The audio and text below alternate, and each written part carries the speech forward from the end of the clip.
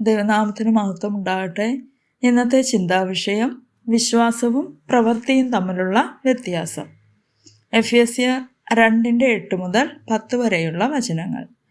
കൃപയാലല്ലോ നിങ്ങൾ വിശ്വാസം മൂലം രക്ഷിക്കപ്പെട്ടിരിക്കുന്നത്, അതിന് നിങ്ങൾ കാരണമല്ല, ദൈവത്തിൻ്റെ ദാനമത്രേ ആകുന്നു. ആരും പ്രശംസിക്കാതിരിപ്പാൻ പ്രവൃത്തികളും കാരണമല്ല. നാം അവൻ്റെ കൈപ്പണിയായി സൽപ്രവൃത്തികൾക്കായിട്ട് ക്രിസ്തുയേശുവിൽ സൃഷ്ടിക്കപ്പെട്ടവരാകുന്നു. നാം ചെയ്തു പോരേണ്ടതിന് ദൈവം അവ മുന്നൊരുക്കിയിരിക്കുന്നു. തീർച്ചയായും രക്ഷ കൃപയാൽ വിശ്വാസം മൂലമാണ്, പ്രവൃത്തികളാലല്ല. എന്നാൽ പ്രവൃത്തികൾക്കുള്ള പ്രാധാന്യത്തെ തള്ളിക്കളയുവാനും സാധിക്കുകയില്ല. പ്രവൃത്തികൾ രക്ഷയ്ക്കായിട്ടല്ല, പിന്നെയോ ക്രിസ്തീയ ജീവിതത്തിൻ്റെ പ്രാധാന്യതയാണ്. വിശ്വാസത്തിന് അതിൽ തന്നെ ആനുകൂല്യങ്ങളില്ല.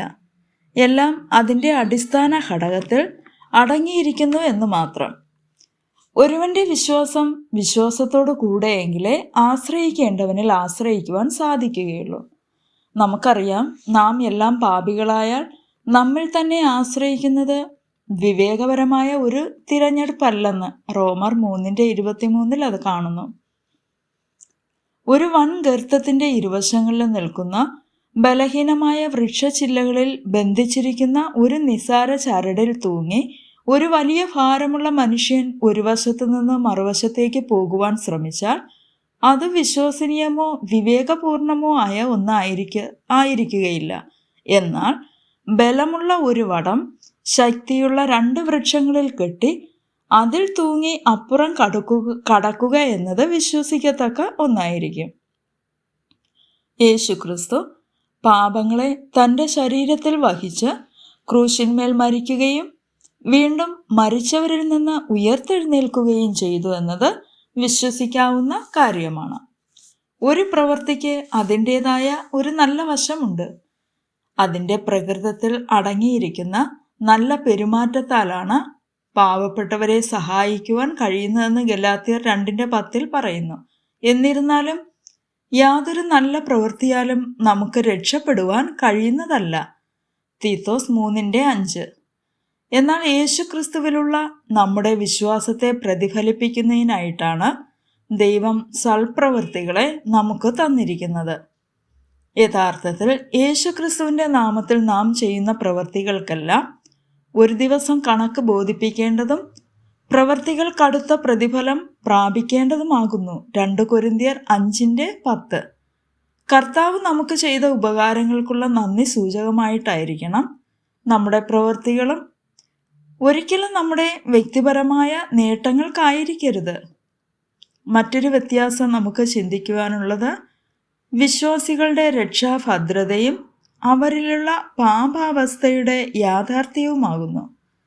നാം ശത്രുക്കളായിരിക്കുമ്പോൾ ക്രിസ്തു നമുക്ക് വേണ്ടി മരിച്ചതിനേക്കാൾ വലുതായൊരു പ്രവൃത്തി ദൈവത്തിന് ചെയ്യാനില്ലായിരുന്നു.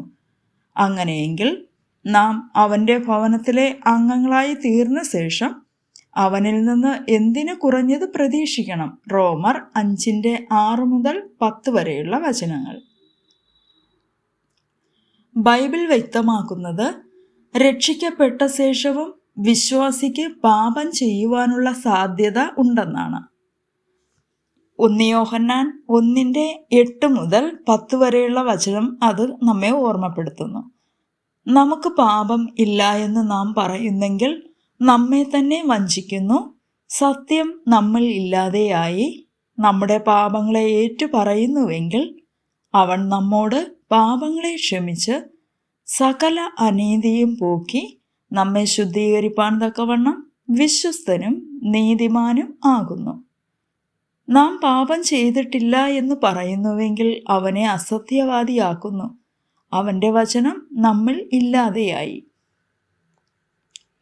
നമ്മുടെ പാപത്തോടുള്ള ആസക്തിക്കെതിരായി എത്രയോ മുന്നറിയിപ്പുകളാണ് പുതിയ നിയമത്തിൽ തന്നിരിക്കുന്നത്.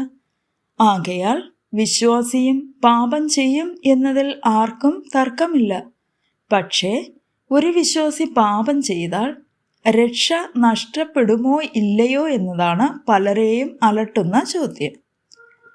ബൈബിളിലെ പല പുസ്തകങ്ങളിലെ പോലെ റോമാലേഖനത്തിൽ രക്ഷ എന്നുള്ളത് ഒരു നിത്യമായ യാഥാർത്ഥ്യമായിട്ടാണ് പറഞ്ഞിരിക്കുന്നത്. അതുകൊണ്ട് ഇപ്പോൾ ക്രിസ്തുവേശുവിലുള്ളവർക്ക് ഒരു ശിക്ഷാവിധിയും ഇല്ല.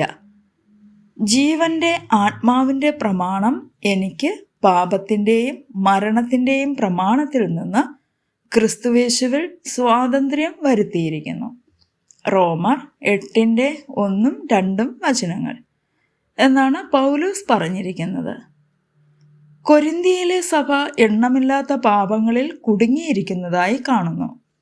പൗലോസ് അവരെ ജഡീകന്മാരെന്നാണ് വിളിച്ചത്. 1 കൊരിന്ത്യർ 3:1-2 എന്നാൽ ഒരിക്കലും രക്ഷിക്കപ്പെടാത്തവർ എന്ന് വിളിച്ചില്ല, മറിച്ച് വിശുദ്ധന്മാരുടെ സഭ എന്നാണ് വിശേഷിപ്പിച്ചിരിക്കുന്നത്. 1 കൊരിന്ത്യർ 1:2. തീർച്ചയായും ക്രിസ്ത്യാനികൾക്ക് പാപത്തിലേക്ക് വഴുതി പോകുവാനുള്ള സാധ്യതകളുണ്ട്. എന്നാൽ അതുമൂലം രക്ഷ നഷ്ടപ്പെടുന്നു എന്നർത്ഥമില്ല. നാം അവിശ്വാസിയായി തീർന്നാലും അവൻ വിശ്വസ്തനായി പാർക്കുന്നു എന്ന് 2 തീമോഥെയോസ് 2:13 വായിക്കുന്നു. ഒരു ക്രിസ്ത്യാനി പാപം ചെയ്യുമ്പോൾ അതിൻ്റെ പരിണിതഫലമായി അവന് ലഭിക്കേണ്ടിയിരുന്ന പ്രതിഫലം നഷ്ടപ്പെടുത്തുകയാണ്. നാം തള്ളിപ്പറയുമെങ്കിൽ അവൻ നമ്മെയും തള്ളിപ്പറയും. 2 തീമോഥെയോസ് 2:12. ഏതു പ്രകാരത്താലുള്ള പാപത്താലും നാം ക്രിസ്തുവിനെ തള്ളിപ്പറയുന്നവർ ആകുമ്പോൾ അവനോടുകൂടെ വാഴുവാനുള്ള ഭാഗ്യസ്ഥാനം നാം നഷ്ടപ്പെടുത്തുകയാണ്. ഈ ദൃഷ്ടാന്തങ്ങളിൽ കൂടെ ദൈവവചനത്തിൽ ദൈവം വെച്ചിരിക്കുന്ന വ്യത്യാസങ്ങളെയാണ് നമുക്ക് കാണുവാൻ കഴിയുന്നത്. ആമേൻ.